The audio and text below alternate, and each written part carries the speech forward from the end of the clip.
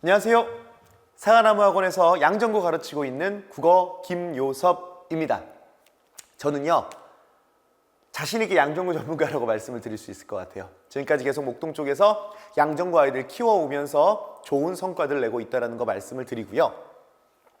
첫 제목을 보시면 2025 양정고 1 중간 리뷰에서 양정 흐름이 변하답니다. 이거에 대해서 제가 지금까지 계속 양정고 아이들 담당을 해왔는데 그동안의 양정고 국어 문제의 스타일과 올해 22개정이 시작되고 나서부터의 국어 흐름이 완전히 달라졌습니다. 그에 대한 설명을 좀 해드려 볼게요. 22개정을 대하는 양정고 시험 스타일을 확인할 수 있는 첫 번째 시험이었기 때문에 굉장히 중요한 시험이었다고 생각이 됩니다. 그동안의 양정고의 유형과 판이하게 달라졌어요.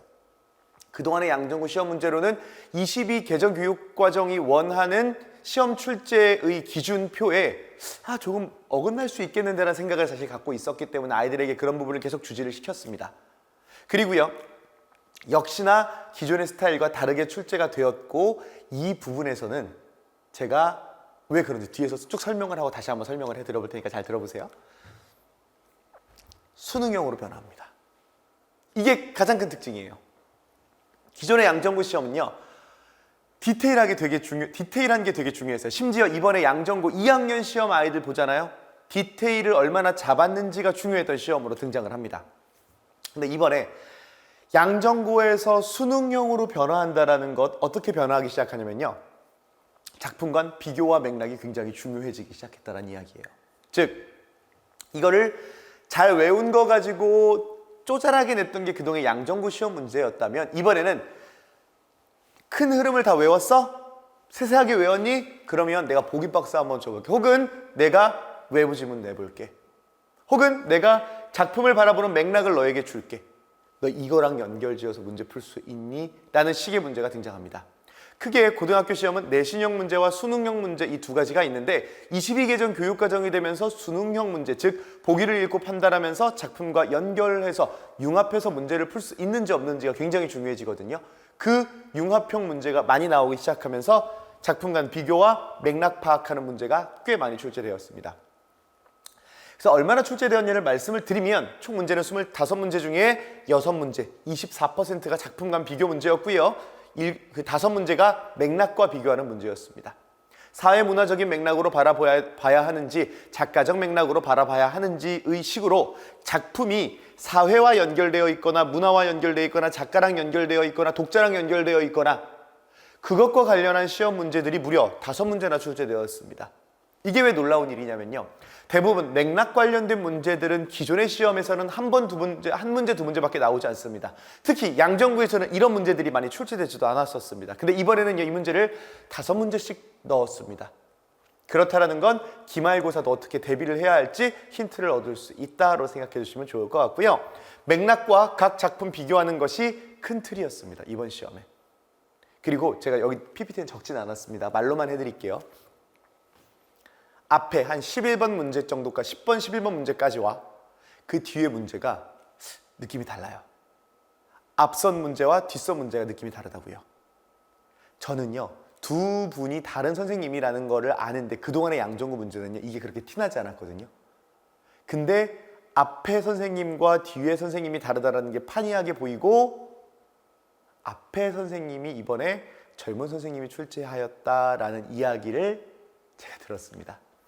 이 선생님이 들어오면서 조금 더 교육과정에 맞는 시험 문제를 출제하고 수능형 문제를 출제하는 거 아닌가라는 생각이 들고 이 뒤에 선생님 문제는 기존의 양정고와 그나마 좀 비슷한 문제들로 출제됐다는 거 말씀을 드리겠습니다. 즉 양정고 시험 문제가 변했다는 거, 선생님이 교체됐다. 선생님의 교체로 인한 시험 문제의 큰 흐름이 변화했다라고 말씀을 드릴 수 있을 것 같아요. 그래서 제가 작품간 맥락 문제를 좀 하나 설명을 해드리면 5번 문제입니다. 5번 문제 보기가 이렇게 들어가요. 근데 보기가요, 코로나19 대란과 관련해가지고 뭐 도시락 전달하고 소상공인 살리기 운동하던 그런 보기 박스입니다. 이거는 선생님이 자체 제작한 보기 문제예요. 그리고 그거에 해당하는 맥락을 확인하는 문제가 출제가 된 거예요. 아이들의 뜻을 이렇게 아이들이 어떻게 대답할지 적고 그거에 대해서 옳은 거 옳지 않은 거 판별하는 문제가 출제가 되었습니다. 두 번째예요. 작품 간 비교 문제인데요. 가나의 공통점으로 적절하지 않은 것은 시각적 심상, 상징적 표현 활용한다. 방언의 토속적인 분위기를 잘 알린다. 구적인 지명을 흥미로운다. 독특한 어휘와 어미를 반복하여 감정을 점점 강화한다. 라고 나오는데 시각적 심상, 주제, 상징적, 주제, 방언, 토속적 분위기, 구체적 지명, 흥미로운 서사성, 동일한 어휘, 반복, 점층적 강화. 이런 것들 보면은 사실 개념화 자체도 그렇게 어렵지 않았습니다. 그러면 이 문제가 아이들에게 조금 어려웠을 이유, 외부 지문이랑 엮었기 때문이에요. 양정구스럽지 않게요. 아예 학교에서 언급도 하지 않은 외부 지문이 추가로 빵 하고 들어갔습니다. 이용학의 전라도 가시는데요. 뒤에 또 나오면 이야기를 해드리겠습니다. 외부 지문의 등장이에요. 이용학 전라도 가시내고요. 형식과 관련된 거 물어보는 문제 2개, 맥락 관련돼서 물어보는 문제가 2개입니다. 즉 표현법 물어보거나 주제 물어보거나 내용 물어보는 문제가 2개 출제됐다고 보시면 되고요. 맥락 물어보는 게 2개 문제가 나왔어요. 수능형 문제로의 변화가 예상하는 걸 좀 여기서 딱 직감했습니다. 수능에서도요. 수능 연계교재와 관련된 문제 하나, 연계교재에 나오지 않는 되게 낯선 지문 하나 해서 2지문이 연관되고요. 그 2지문 연결해서 4문제에서 5문제 출제되는 게 수능 형식이거든요. 모의고사 형식이고 그런 식으로 내신 문제를 변화해서 아이들 약간 수능에 더 도움이 되게 하려고 하는 거 아닌가라는 생각을 받았습니다. 역시 이 문제도 제 생각에는요. 앞선 문제였기 때문에 조금 젊으신 선생님께서 내신 게 아닌가라고 생각하고 있습니다. 외부 지문 보시면 작품 내적 감상에서 벗어나서 제재 간 연결, 비판적 감상을 요구하는 문항이 굉장히 증가했다는 걸 알 수 있고요. 첫 번째, 수라와 전라도가 신화를 비교했습니다. 그래서 가나의 이해로 적절하지 않은 것은 화자의 반복된 행위, 의인화, 위치가 이동한다, 직접적인 표현은 드러나지만 직접적인 표현으로 드러나지 않는다, 의성어와 의태어 이런 식으로 출제를 했습니다. 아이들이요 학습할 때 어떻게 배우냐면요. 음성상징어라고 배워요. 이게 의성어와 의태어를 합친 게 음성상징어거든요. 근데 이 표현을 이 학교 선생님이 어떻게 표현했냐면 의성어와 의태어를 사용하여 라고 적었어요. 음성상징어만 알고 있었던 친구들이라면 5번 선제 의성어와 의태어를 헷갈리는 친구들이 있었을 겁니다. 그래서 저는 아이들 시험 보기 직전에 진짜 나올 것 같은 음성상징어, 반복, 의인화 이런 개념어들 있잖아요. 그거를 저는 직보제로 맨 마지막에 배치해서 아이들에게 마지막에 짧게 한 30분 정도 우두두두둑 얘기를 해줬습니다. 그리고 아이들이 그게 실제 시험에서 답지를 헷갈리지 않을 수 있는 좋은 선정 기준이 되었다라고 이야기를 해줬고요. 8번 문제 보면은 가나의 공통점을 물어봤습니다. 자, 여기서 보시는 게 가나에 대한 이해로 적절하지 않은 것, 가나, 가나 해가지고 각각 지문에 대해서 잘 아는지 물어봤고요. 그 다음 8번 문제에서는 공통점을 물어본 거예요. 즉, 외부 지문을 내놓고 이거 2개에 대해서 비교하라, 공통점이 무엇니, 여기서 나오는 표현법 너 찾을 수 있니? 즉, 얼마나 잘 외웠냐라는 것은 가지문에만 해당하고요. 나지문에 해당하는 건 너 얼마나 개념을 잘 알고 있니? 너 여기서 나오는 표현법 찾을 수 있니? 라는 식의 문제로 등장한 거예요. 그동안의 양정구 문제는 너 얼마나 잘 외웠니 위주의 문제였다면 이제는 수능형 문제로 변화하려고 하는구나 라는 걸 느끼게 되는 문제였습니다. 다행히 난이도는 그렇게 높지 않았습니다. 그래서 제 애기들은 이거 거의 다 맞았는데 아마 외부 지문을 거의 경험해보지 못하거나 모의고사를 경험해보지 못한 친구들 같은 경우에는 이 지문들 어려웠을 것 같습니다. 3번째, 보기 해석 문제입니다. 기억에서 어떤 도덕적 훼손을 체험했는지 보기 A씨에서 고르라 라고 해놓고서는 또 호네트라는 어떤 사람이 얘기한 도덕적 훼손을 체험하는 경우에 3가지로 나눈다 해서 선지를 구성했습니다. 보기 박스를 구성했습니다. 그래서 제가 찾아봤어요. 이 보기 박스 어디서 가져온 거지? 어디에서 그냥 따왔나? 라고 해가지고 제가 뒤져봤는데 이것도 선생님이 어디에 있는 기본 내용을 바탕으로 스스로 작성하신 보기 같습니다. 아, 흐름이 바뀌고 있구나. 그리고 요게요. 어떻게 출제가 되냐면 A에서 C에서 고르고 그 이유를 서술하시오라고 나왔어요. 말은 서답형이었는데요. 사실 이 시험 서술형 문제처럼 출제되었던 게 이 문제였습니다. 그래서 개념을 정확하게 파악하고 자기 의견을 정확한 문장으로 표현할 수 있는 능력을 물어보는 문제가 한 문제 등장했어요. 양정구에서 이런 문제 1년에 1번에서 2번 정도 출제가 되긴 했습니다. 작년에 허생전 문제가 이런 식으로 출제가 되었었는데 올해도 이런 식의 문제가 등장을 했습니다. 그래서 기말에는 이런 식의 문제까지도 준비를 해둘 줄 알아야 합니다. 즉 정확하게 내용을 개념을 이해하고 그거에 대해서 어떤 관점을 가질 수 있는지에 대한 생각을 하고 제가 그걸 아이들이 할 수 있도록 도와주도록 하겠습니다. 기존의 스타일이 없진 않았습니다. 절반은 기존의 스타일이었어요. 하지만 한 40%, 30% 정도는 새로운 스타일로 출제가 되었습니다. 외부 지문이 등장하고요. 난이도 있는 보기 박스가 등장했고요. 22계정에 맞는 융합형 문제로 변화하고 있구나라는 걸 알 수 있었습니다. 이번 기말도 이 큰 흐름에 맞춰서 준비를 해야 할 것 같습니다. 그럼 제가 적중한 것들을 좀 가져와 봤습니다. 한번 보세요. 첫 번째는 만남의 의미, 두 번째는 바람의 의미, 세 번째는 서술격 조사 이다의 반복. 제가 이 직보 자료가 이거보다 더 있습니다. 근데 제가 다 가져오지는 못해요. 왜?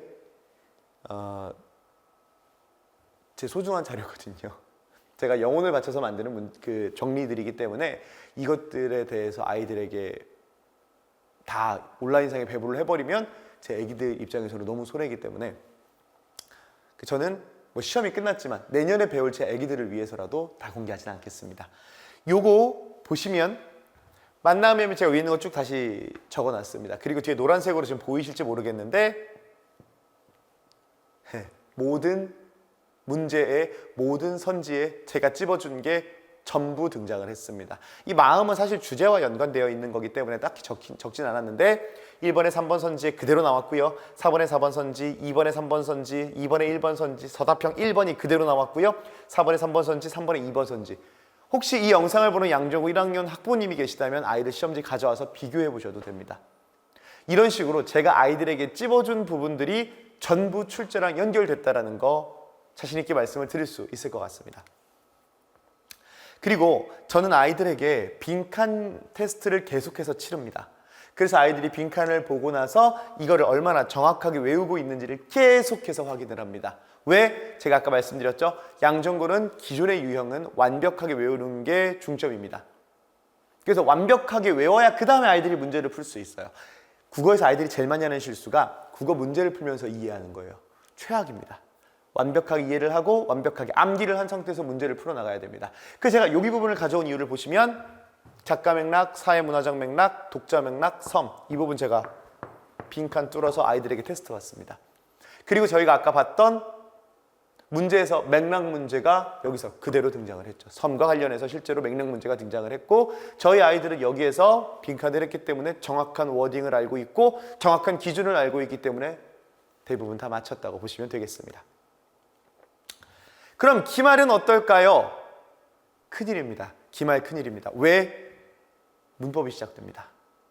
중간고사 때 문법을 보지 않는다면 1학기 기말고사에 문법이 나오는 게 순서입니다. 음은 나올 거고요. 문장 나올 겁니다. 뭐 사동, 피동, 높임 표현 이런 것들이 나올 겁니다. 그래서 저는 기말의 등급이 갈리는 영역은 100% 문법이라고 생각합니다. 이번에 아이들 잘 본 친구의 경우에도 문법에서 떨어지기 시작하면 나중에 합쳐서 나오는 등급이 어떻게 될지 장담할 수 없습니다. 중간과 기말 사이 그 짧은 시간 동안에 제가 뭘 할 거냐면요. 문법의 기초를 닦는 시기로 활용을 해야 된다고 생각을 해서 아이들에게 품사라든지 의문 기초라든지 중학교 때 배웠는데 이미 다 까먹었을 그런 정보들 아이들에게 학습시킬 생각입니다. 그래서 아이들 개강하게 되면 이 영상을 보는 친구들 혹은 학부모님들, 우리 아이가 혹은 내가 문법이 너무 약하다. 그러면 와서 제 수업을 들으시면 될 것 같습니다. 문법을 아는지 모르는지 이거 한 가지 질문만 해보면 일단 저는 판별이 가능하다고 봅니다. 기초가 있는지 없는지요. 이 질문만 한번 던져보십시오. 국어는 품사가 몇 개인가요? 이 질문을 했을 때 아이들이 일단 멈춰보고 한번 질문해 보시겠어요?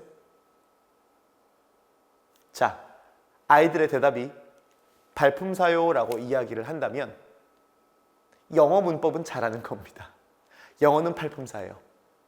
우리나라 국어의 품사는요, 구품사입니다.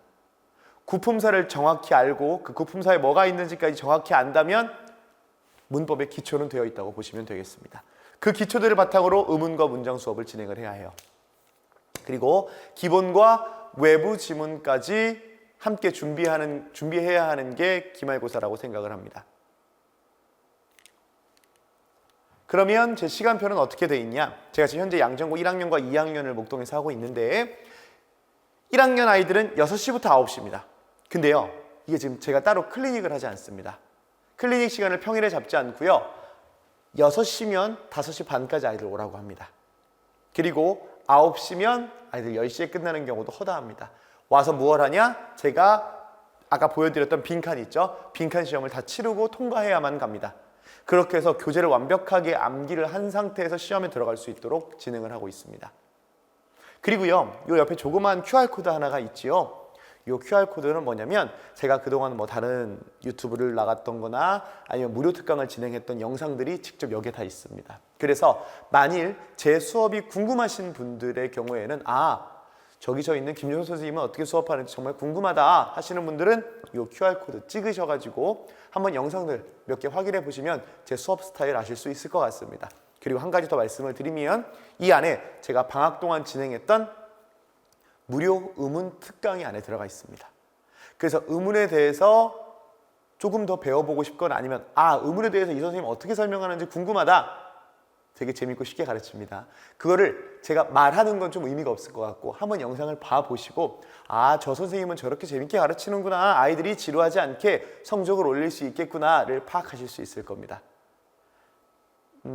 자랑 하나만 더 하자면요. 양정고 2학년 친구들 지금 2년째 저한테 배우고 있는데 퇴원이 2명 있었어요. 2년 통틀어서요. 근데 이 2명 다 전학을 갔어요. 전학 가는 이슈로 인해서 제 수업을 못 듣게 돼서 아이들이 퇴원을 했고 아이들 다 시험을 잘 보고 있고 만족을 하고 있습니다. 4% 기준으로 1등급일 경우에 4%가 1등급이잖아요. 제 아이가 지금 2학년 아이들이 한 15명 정도 되는데 그중에 1등급이 3명이 있습니다. 네, 양정고 1등급은 사과나무에 있습니다. 아이를 1등급을 맞추기 위해서 최선을 다할 거고요. 지금 제 수업을 듣는 아이들에게 국어는 어려운 과목이 아니라 여러분들의 자신감이 되어주려고 노력하고 있습니다. 국어가 여러분의 자신감이 되게 해드리겠습니다. 지금까지 사과나무 학원의 국어 김요섭이었습니다. 감사합니다.